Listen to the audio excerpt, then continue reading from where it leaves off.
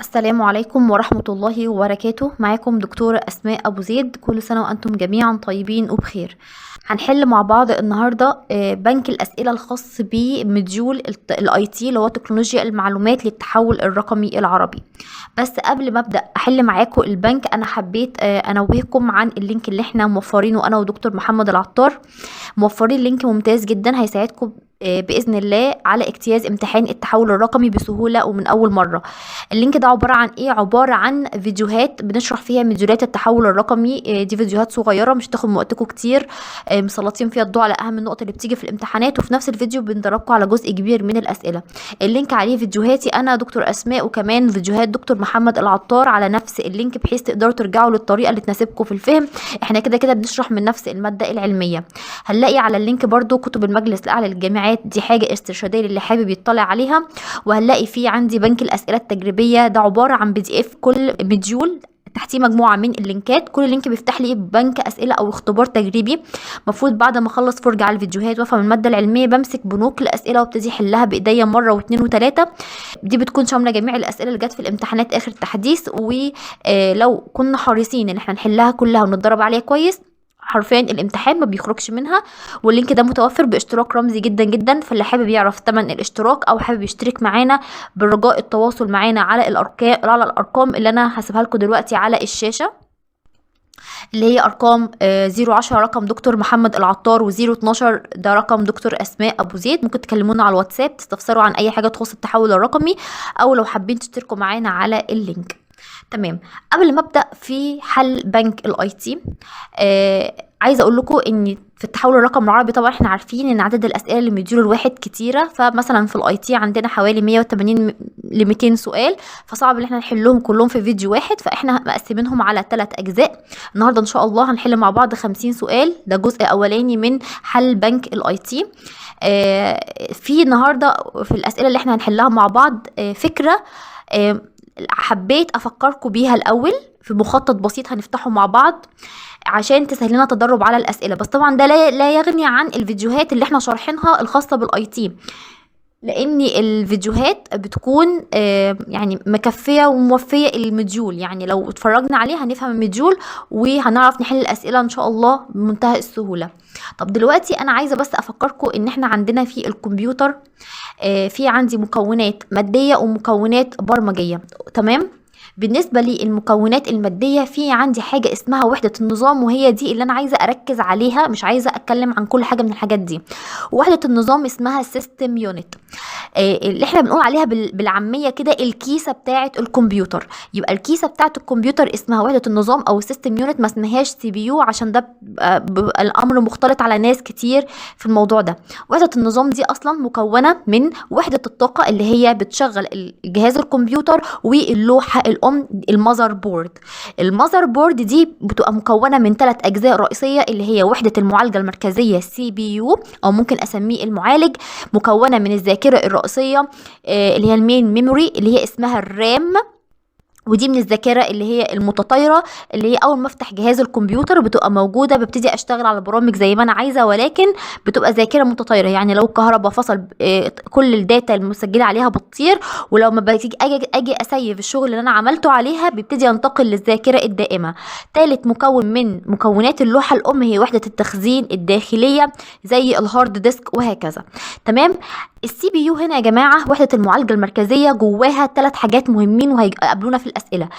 عندي حاجه اسمها CPU والALU والكاش ميموري.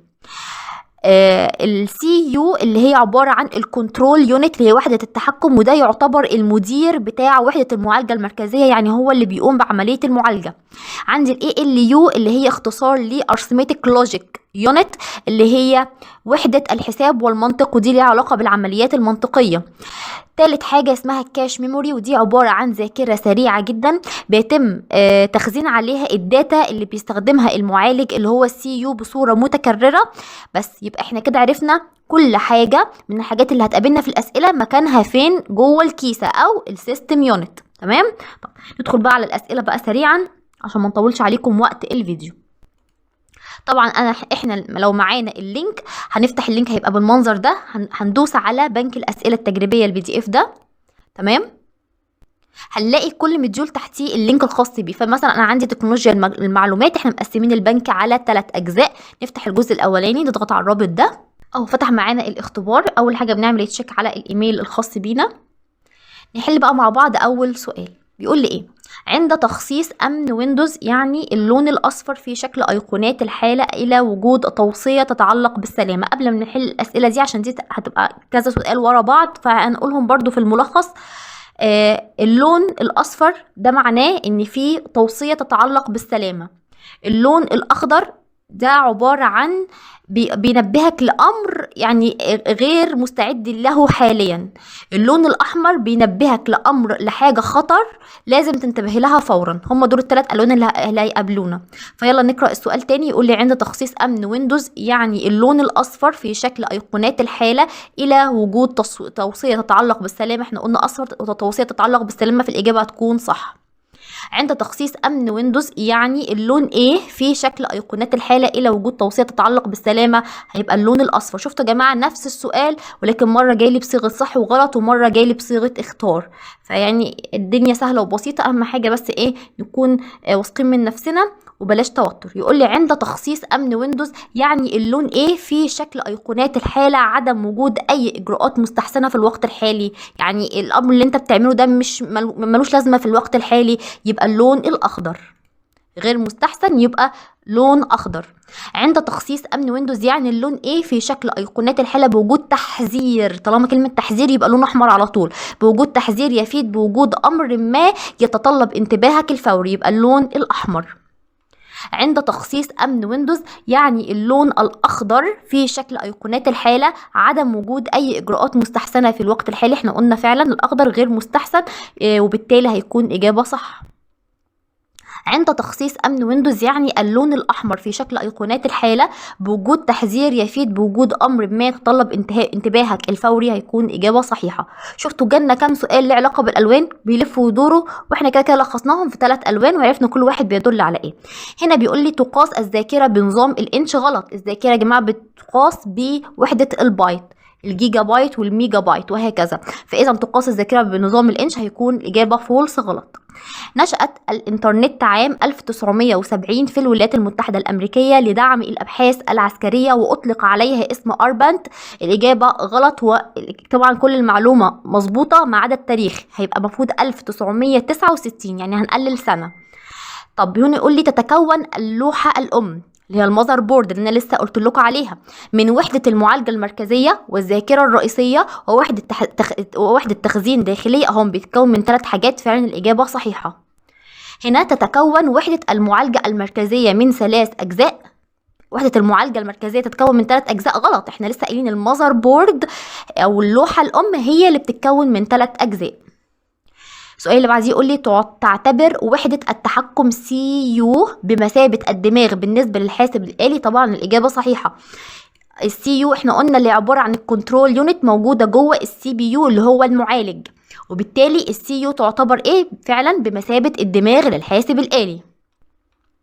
الذاكرة العشوائية هي لوحة إلكترونية لها شقوق كثيرة ومتعددة تحمل معظم مكونات وحدة النظام مثل المعالج. الإجابة غلط. في الذاكرة العشوائية اللي هي الرام هي عبارة عن لوحة فيها معظم مكونات وحدة النظام. الإجابة طبعا غلط. هو هنا قصده على مين؟ قصده على اللوحة الأم. اللوحة الأم هي اللي فيها كل الحاجات دي. يقول لي هنا السؤال اللي بعديه يستطيع المعالج الوصول إلى أي موقع في الرام بشكل مباشر وفي أي وقت وبترتيب عشوائي. الإجابة طبعا صحيحة، وهي دي من وظيفة أصلا المعالج اللي هو CPU. يتميز القرص الصلب HDD. يا جماعه يبقى قرص صلب يعني HDD، ونخلي بالنا عشان يجي يلخبطني في السؤال اللي بعد كده. يقول لي هنا يتميز القرص الصلب HDD بعدم وجود اجزاء متحركه او ميكانيكيه. الاجابه ايه؟ هنا يقول لي HDD قرص معدني مغطى بطبقه مغناطيسيه ويسجل البيانات. الاجابه غلط. احنا قلنا قرص صلب، هو هنا قصده على القرص الصلب قرص معدني، فاذا هيبقى HDD وليس HDD. هنا يقول لي يمتلك USB 4 معدل نقل بيانات يصل ل 40 جيجا بايت وتم اطلاقه عام 2019. بصوا يا جماعه اي سؤال فيه USB التواريخ ما تشغلش بالك بيها لانه ما بيلعبش عليها. هو بيلعب على ايه؟ بيلعب على USB رقم كام وبيدينا وبينقل بايت.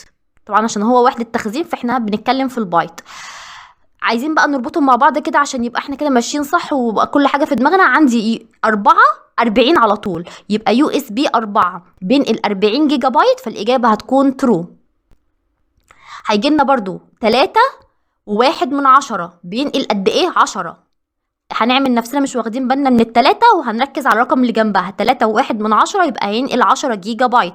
طب 3.2 هينقل 20 جيجا بايت. طب 1.1 هينقل بس مش بالجيجا بايت، هينقل 12 ميجا بايت. 12 ميجا بايت هو ده الوحيد اللي حصل ايه خلاف ايه. اجمع 1.1 اكن 1 زائد 1 2، فهو 12، يبقى 12 ميجا بايت. كده احنا راجعنا كل اليو اس بي وهتجيلنا دلوقتي في الاسئله. تمام، يبقى عشان ما ننساش يو اس بي 4 يبقى بينقل كام؟ 40 جيجا بايت. يقول لي هنا يمكن من خلال وحده التحكم اصدار الاوامر لجميع اقسام الحاسب. وحده التحكم بتعمل الموضوع ده. طبعا الاجابه صح، لان احنا قلنا ايه؟ قلنا ان وحده التحكم اللي هي السي يو تعتبر بمثابه الدماغ لجهاز الكمبيوتر، فالاجابه هتكون ترو. يقول لي هنا وحده التحكم اللي هو السي يو هي المسؤوله عن تنفيذ العمليات الحسابيه والمنطقيه. الاجابه غلط. احنا قلنا ايه يا جماعه؟ قلنا ان المسؤول عن العمليات الحسابيه والمنطقيه حاجه اسمها الاي ال يو. اي نعم، الاي ال يو والسي يو موجودين جوه السي بي يو زي ما احنا شرحنا في اول الفيديو، ولكن كل واحد له وظيفه. الاي ال يو مسؤول عن العمليات الحسابيه والمنطقيه، لكن السي يو هي لها علاقه باصدار الاوامر لجميع اقسام الحاسب، فاذا الاجابه هنا هتكون فولس. يستخدم المعالج ذاكرة كاش ميموري لتخزين بعض البيانات التي يحتاجها بشكل متكرر. الإجابة طبعا ترو، احنا لسه قايلينها من شوية. يستخدم المعالج ذاكرة الكاش في تخزين بعض البيانات التي يحتاجها بشكل مكرر. شوفوا نفس السؤال بس مرة كلمة الكاش ميموري بالإنجليش ومرة بالعربي، فيعني هي نفس الإجابة هتكون ترو. هنا بيقول لي تستخدم المفاتيح الدالة بلوحة المفاتيح للقيام لنفس الوظائف في كل البرامج. الإجابة فولس.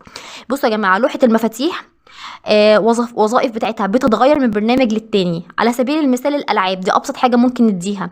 لو فاتحة لعبة هنلاقي مثلا زرار اس وزرار دبليو بيعمل وظيفة معينة غير اللعبة التانية. نفس الكلام في البرامج.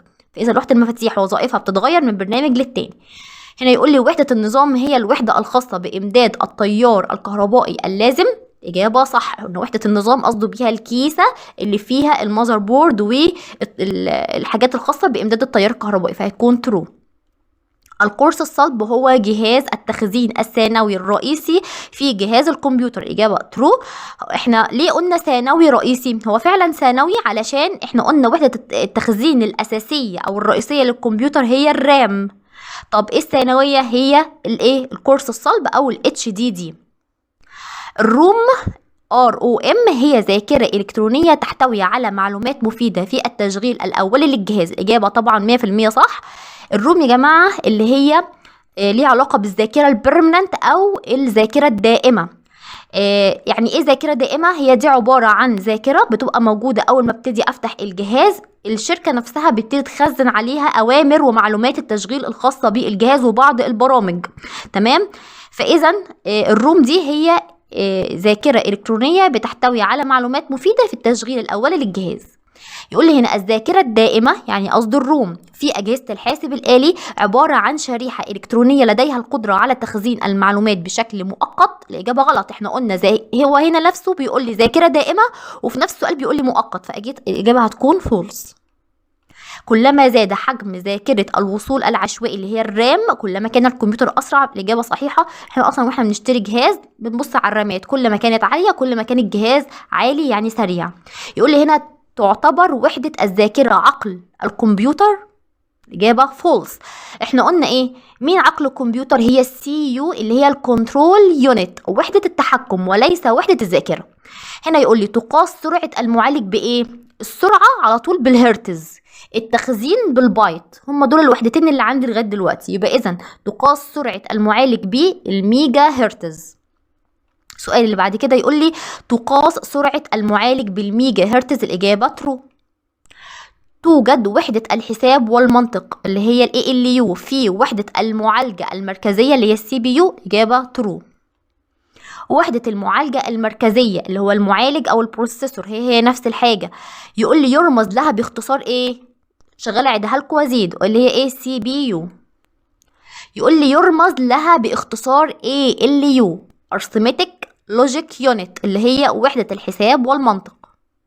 يرمز لها باختصار CU اللي هو Control Unit لوحة التحكم. الأقراص الصلبة من النوع SSD تقوم بتخزين البيانات على ذاكرة وميضية على غرار مبدأ عمل ذاكرة الفلاش. الإجابة دي صحيحة. جماعة أنا بحل معاكم مش بشرح من أول وجديد، كل المعلومات دي هتلاقوها مشروحة بالتفصيل في فيديو شرح IT، هتلاقوه دكتور أسماء أبو زيد ودكتور محمد العطار شارحينه بطريقة مميزة جدا. ده ما يغنيش عن الفيديو، فاتفرجوا على الفيديو افهموا المديول، وبعدين لو معاكم اللينك ابتدوا حلوا بإيديكم. صدقوني انتوا كده مش محتاجين أي سورس تانية، وتوكلوا على الله ادخلوا الامتحان ان شاء الله هتقفلوه، مش بس هتجيبوا درجة النجاح. نيجي بقى نشوف السؤال اللي بعد كده. يقول لي تعرف وحدة المعالجة المركزية معالجة باسم ايه؟ باسم المعالج. ذاكرة لا. وحدة الحساب والمنطق ALU ده جزء منها. التحكم نفس الكلام جزء منها، يبقى ايه؟ المعالج. عشان كده بقول لكم وحدة المعالجة المركزية او CPU ممكن اطلق عليهم اسم معالج، يبقى فيه كذا اسم لحاجة واحدة. يقول لي هنا يعتبر المعالج احدى المكونات البرمجيه للحاسب الآلي. الاجابه خطأ طبعا. ليه بقى؟ لان المعالج دي حاجه ملموسه، انا ممكن المسها اصلا في جهاز الكمبيوتر ولو بقى فيها مشكله اصلحها، فطالما حاجه انا بلمسها يبقى من المكونات الماديه وليس برمجيه. تمام. هنا يقول لي اكثر انواع المعالجات انتشارا من شركه انتل اور AMD. السؤال اللي بعد كده يقول لي رقاقة إلكترونية تقوم بمعالجة البيانات وتنفيذ المعلومات. ايه هي بقى اللي بتعمل الحاجات دي كلها؟ هل وحدة الحساب والمنطق هي اللي بتعمل المعالجة، ولا اللوحة الأم، ولا المعالج، ولا وحدة التحكم من اسمها تقوم بمعالجة يبقى المعالج؟ هذا الجزء يخبر باقي الحاسب الآلي بتنفيذ تعليمات محددة. بيقول له اعمل 1 و2 و3. وحدة الحساب والمنطق ولا اللوحة الأم ولا وحدة التحكم؟ هتكون طبعا وحدة التحكم. تعتبر وحدة المعالجة المركزية بمثابة العقل بالنسبة للحاسب الآلي. الإجابة صحيحة.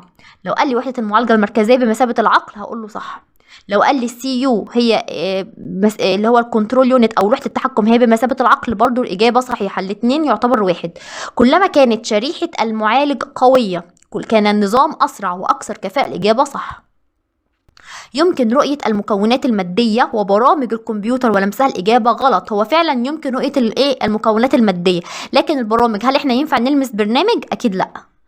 هنا يقول لي بمجرد إيقاف تشغيل الكمبيوتر أو قطع الطاقة تفقد الرام اللي هي الذاكرة العشوائية جميع محتوياتها. الإجابة صح. عندما تفقد إمداد الكمبيوتر بالطاقة تفقد الروم البيانات. الإجابة غلط. احنا لسه قايلين فوق الرام مش الروم. الرام ذاكرة عشوائية متطايرة، أما الروم ذاكرة دائمة. أهي ده اللي قلت لكم عليها يا جماعة. USB 3 يبقى كام جيجا؟ 4 جيجا بايت. الإجابة هتكون ترو. يمتلك 3.1 عامل نفسي مش واخدة من بالي من التلاتة، يبقى الواحد أحط جنبه 0 يبقى 10 جيجا بايت. الإجابة ترو. يمتلك 3.2 برضه هعمل نفسي مش واخده بالي من التلاتة، يبقى 2 نحط جنبها 0 تبقى 20 جيجا بايت. الإجابة برضه هتكون ترو. تعتبر وحدة التحكم بمثابة الدماغ للحاسب الآلي. الإجابة صح. الصندوق المعدني الذي يحتوي على جميع المكونات الأساسية للكمبيوتر تقريبا هو اسمه ايه؟ أول حاجة قلتها وحدة النظام. تتكون وحدة النظام من وحدة الطاقة واللوحة الأم وحدة النظام. الإجابة هتكون صح. بمثابة الدماغ بالنسبة للحاسوب، حيث يمكن إصدار الأوامر لجميع أقسام الحاسب الآلي والتنسيق فيما بينها للقيام بالمهام المطلوبة. هتكون وحدة التحكم. السؤال ده اتكرر مليون مرة بصيغة مختلفة بس هي نفس المعلومة، فنركز يا جماعة. يقول لي هنا أي مما يلي ليس جهاز إدخال. تعالوا نقرأهم مع بعض. مكبر الصوت هو فعلا مش جهاز ادخال، ده انا بسمع منه الصوت يبقى هو جهاز اخراج. طب الماسح الضوئي لا، بدخله صور. الفاره نفس الكلام ادخال. لوحه المفاتيح ادخال، يبقى الوحيد اللي مش ادخال يبقى ايه؟ مكبر الصوت. يقول لي هنا لديها برامج مدمجه من الشركه المصنعه. احنا قلنا ايه هي الذاكره اللي اول ما افتح الجهاز بيبقى مخزن عليها بعض الحاجات اللي ليها علاقه بتشغيل جهاز الكمبيوتر، هي الروم. يشير اختصار رام إلى إيه؟ إلى ذاكرة الوصول العشوائي. السؤال اللي بعد كده يقول لي يحتوي على بيانات مطبوعة من قبل الشركة المصنعة لتوزيع تطبيقات البرامج كبيرة الألعاب وأدلة المستخدم، هي الروم CD روم.